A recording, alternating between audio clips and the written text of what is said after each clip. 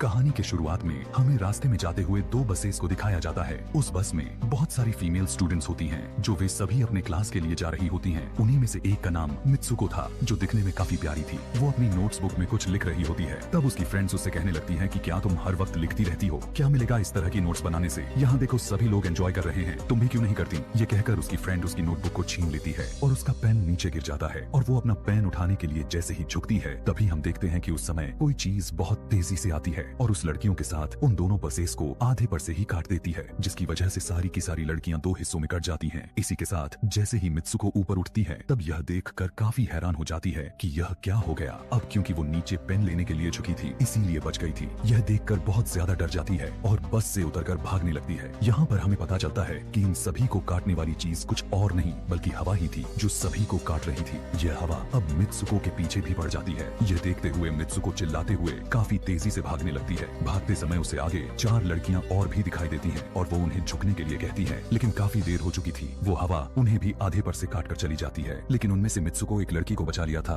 कि तभी इन्हें कुछ साइकिलिंग करते हुए लड़कियां नजर आती हैं, जो कहीं पर जा रही थी। उन्हें भी ये बचाने की कोशिश करती है, लेकिन वो हवा उनके साथ भी वही करता है जो अभी इनके दोस्तों के साथ हुआ। और इसी दौरान वो लड़की भी मारी जाती है, जिसे अभी उस अदृश्य चीज से बचाया था। अब वो यह देखकर काफी डर जाती है और वो इधर उधर भागने लगती है। आगे हम देखते हैं कि मित्सुको जब एक नदी के पास जाती है, तो वो यह देखकर हैरान हो जाती है कि उस नदी में भी पहले से बहुत सारी डेड बॉडीज पड़े हुए थे, जिसने हवा ने यानी उस अदृश्य चीज ने काट दिया था। वहाँ से वो एक डेड बॉडी के कपड़े लेकर चेंज कर लेती है। अगले सीन में हम देखते हैं कि मित्सुको चलते चलते एक स्कूल में पहुंच चुकी है, जहाँ पर और भी बहुत सारी फीमेल स्टूडेंट्स थीं। उनका यूनिफॉर्म मित्सुको के यूनिफॉर्म से काफी डिफरेंट था। यानी यह भी था कि वो तो उनके स्कूल की स्टूडेंट तो नहीं थी कि तभी एक लड़की मित्सुको के पास आती है और उससे कहने लगती है कि तुम कैसी हो। दरअसल देखा जाए तो वो लड़की उसकी बेस्ट फ्रेंड थी, लेकिन मित्सुको उससे पूछती है कि क्या तुम सच में मेरी बेस्ट फ्रेंड हो, क्योंकि उसे कुछ भी समझ में नहीं आ रहा था कि उसके साथ हो क्या रहा है। वो काफी सदमे में थी। यहाँ पर हम यह भी जान पाते हैं कि मित्सुको और उसकी बेस्ट फ्रेंड काफी ज्यादा एक दूसरे को प्यार करती हैं कि तभी वहीं पर तेज हवा चलती है और मित्सुको डर कर बिल्डिंग के अंदर चली जाती है। उसकी बेस्ट फ्रेंड को कुछ भी समझ में नहीं आ रहा था कि ये हो क्या रहा है। वो मित्सुको से पूछने लगती है कि तुम इतना ज्यादा कांप क्यों रही हो और इतना ज्यादा डरी क्यों हो, तुम्हें हो क्या गया है। तब मित्सुको अपने बेस्ट फ्रेंड को सब कुछ बता देती है कि किस तरह से एक हवा का झोंका आया और उसके स्कूल के सभी स्टूडेंट्स को काट कर चली गई। यह सुनकर उसकी दोस्त उसे विंडो के पास ले जाकर उसकी हाथ बाहर निकाल कर कहने लगती है कि ये देखो, ये बस हवा है और कुछ नहीं। यहाँ पर मित्सुको के दिल को कुछ शांति मिलती है और इसे लगने लगता है कि शायद ये मेरा ख्वाब ही हो सकता है। जिसके बाद मित्सुको का बेस्ट फ्रेंड अपने दो और दोस्तों को लेती है और क्लास को बंद करने का प्लान बनाती है। जैसे ही ये चारों क्लास के बाहर जाने के लिए निकलने ही वाली होती हैं कि तभी वहाँ पर उनकी टीचर आ जाती हैं और उन्हें देख लेती हैं, लेकिन वो चारों वहाँ से भाग जाती हैं। वे चारों भागते भागते एक लेक पर आ जाती हैं। वहाँ पर मित्सुको की बेस्ट फ्रेंड अपने दोनों दोस्तों को भी उसके ख्वाब के बारे में बताती है। तभी उनमें से एक लड़की कहती है कि हो सकता है कि यह सच हो, जैसे मिरर वर्ल्ड होती है जहाँ पर इस दुनिया से ऑपोजिट यानी उल्टा होता है। यह कहकर वो तालाब में एक पत्थर फेंक कर कहने लगती है कि देखो, यहाँ पर मैंने तो पत्थर फेंका है, लेकिन हो सकता है कि दूसरी दुनिया में मैंने ऐसा ना किया हो। कि तभी अचानक से उस तालाब में से एक क्रोकोडाइल निकल कर आता है, उसमें से एक लड़की को खा जाता है। फिर वो लड़की कहने लगती है कि देखो, मैंने कहा था ना, जो इस दुनिया में होता है वो उस दुनिया में बिल्कुल भी नहीं होता, और जो उस दुनिया में हो रहा है वो इस दुनिया में नहीं हो सकता। तो इसको भी उसी दुनिया में मगरमच्छ ने खाया है। और यहाँ पर ये देखो, ये तो बिल्कुल सेफ है। उसी लेक के पास एक बिस्तर यानी एक बेड नजर आता है। ये चारों उस बेड से तकिए को उठाकर खेलने लगती हैं कि तभी हम देखते हैं दूर से दो लड़कियां इन्हें देख रही थीं। उन दोनों लड़कियों में से एक ब्राइडल बनी हुई थी, क्योंकि ये दोनों लड़कियां आपस में एक दूसरे से शादी कर ली थी। जिसके बाद उनमें से एक फ्रेंड बताती है कि हमें कुछ ऐसा करना होगा जो उस दुनिया में इम्पॉसिबल हो, क्योंकि हमारी किस्मत तो पहले से लिखी जा चुकी है, लेकिन हम इसे बदल भी सकते हैं। जिसके बाद ये सभी लड़कियां अपने स्कूल में वापस आती हैं और नेक्स्ट लेक्चर लेने के लिए क्लास में चली जाती हैं कि तभी मित्सुको देखती है उसके पास एक तकिया पड़ा हुआ है। अब जैसे ही वो इस तकिए को उठाने के लिए नीचे झुकती है कि तभी उसकी टीचर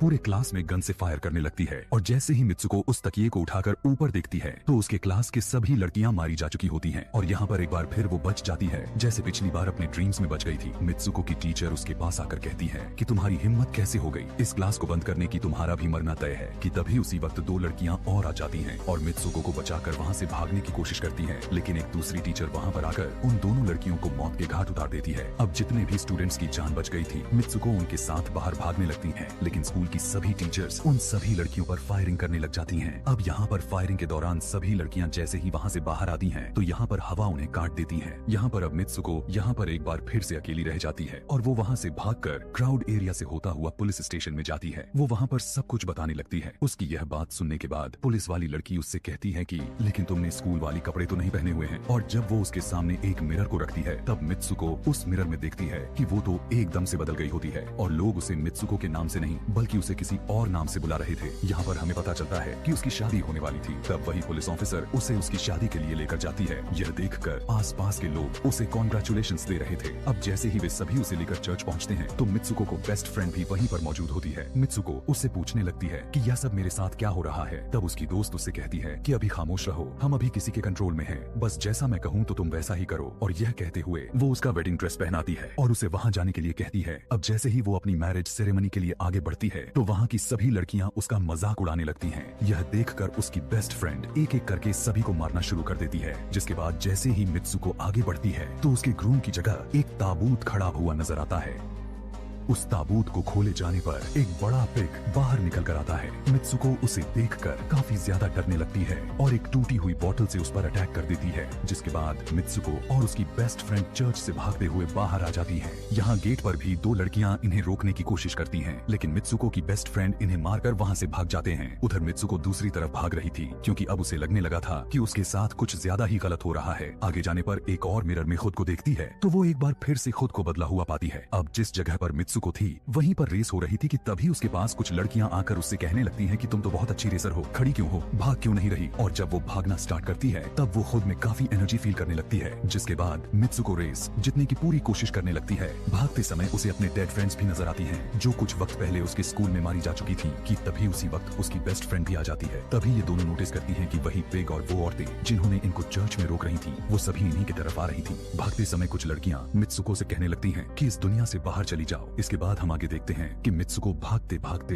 एक सुनसान अंधेरी जगह पर आ जाती है। वहीं पर कुछ स्टूडेंट्स नजर आती हैं जिन्होंने यूनिफॉर्म पहना हुआ था। वो सभी लड़कियां मित्सुको से कहने लगती हैं कि हम सभी मरे हुए हैं और तुम्हें भी मार देंगे। लेकिन तभी मित्सुको की बेस्ट फ्रेंड वहां पर आकर उस लड़की को मारकर वहां से मित्सुको को भगा ले जाती है। मित्सुको की बेस्ट फ्रेंड उसे अपना नाम जोर जोर से पुकारने के लिए कहती है, जिस पर मित्सुको अपना नाम जोर जोर से लेने लगती है। इसी के साथ मित्सुको अपना असली रूप में वापस आ जाती है। उसकी बेस्ट फ्रेंड उसे अपना हाथ दिखाते हुए कहती है कि प्लीज मेरे हाथ में जो वायर लगी हुई है उसे बाहर खींच दो, ताकि मैं इस दुनिया से बाहर जा सकूं। लेकिन मित्सुको को डर भी था कि कहीं यह वायर खींचने से उसकी जान न चली जाए। और क्योंकि मित्सुको अपने बेस्ट फ्रेंड को काफी ज्यादा प्यार करती थी, इसलिए वो ऐसा नहीं करना चाहती थी। लेकिन ज्यादा उसे फोर्स करने पर वो उसकी वायर्स खींच देती है। वायर खींचते ही उसकी बेस्ट फ्रेंड की बॉडी दो हिस्सों में बट जाती है और तभी उसी वक्त उसे एक गेट नजर आती है। उस दरवाजे से बाहर आने पर वो देखती है कि अब वो आदमियों की दुनिया में आ चुकी है। वहीं पर उसके पोस्टर्स भी लगे हुए थे, जिस पोस्टर को कुछ लड़के देख रहे थे। तभी एक लड़का मित्सुको के पास आकर कहता है कि तुम फ्यूचर में हो। इस बात को सुनते ही वो बेहोश हो जाती है। कुछ टाइम के बाद जब उसे होश आता है, तब वो आगे बढ़ती है। तब वो देखती है कि एक बूढ़ा आदमी गेम खेल रहा होता है और उसी गेम में मित्सुको वही कैरेक्टर नजर आती है जो अभी बनी हुई है। मित्सुको को देखते ही बूढ़ा आदमी कहने लगता है कि मैंने ही इस गेम को बनाया है और मैं ही हूँ जो तुम लोगों को कंट्रोल कर रहा हूँ। तुम तो बहुत पहले मारी जा चुकी थी, लेकिन मैंने तुम्हारा डीएनए लेकर तुम्हें फिर से बनाया। मित्सुको को जब यह बात सुनकर उसे पता चल जाता है कि यह एक गेम है, तो उसे लगता है कि शायद मैं अभी भी अपने दुनिया में जा सकती हूँ। कि तभी उसी समय एक आदमी आता है और मित्सुको को अपने पास बुलाने लगता है। तब वो बूढ़ा आदमी मित्सुको से उसकी आखिरी लेवल को कंप्लीट करने के लिए कहता है। वो आगे बढ़ने लगती है कि तभी मित्सुको को अपने दोस्त की कही हुई बात याद आ जाती है